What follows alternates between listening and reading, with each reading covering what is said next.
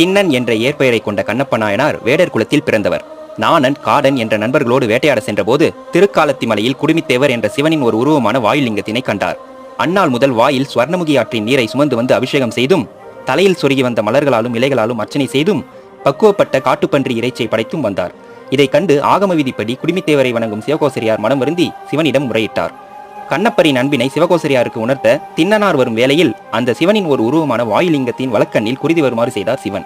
அதை கண்ட திண்ணனார் ஒரு பச்சிலையை இட்டு மருத்துவம் பார்த்தார். அதன் பொழுதும் அடங்காத குறிதினை நிறுத்த தன் கண்களில் ஒன்றினை அம்பினால் அகழ்ந்து அந்த வாயுலிங்கத்தின் வலக்கண் இருக்கும் இடத்தில் இட்டார். வாயுலிங்கத்தின் வலக்கண்ணில் வரும் குருதி நின்று இடக்கண்ணில் குருதி வழிய தொடங்கியது. திண்ணனார் தனது இடக்கண்ணை மகிழ்ந்தெடுத்து வைப்பதற்கு முன் அந்த வாயுலிங்கத்தின் இடக்கண் இருக்கும் இடத்தினை தன் காலொன்றினால் அடையாளம் செய்தார்.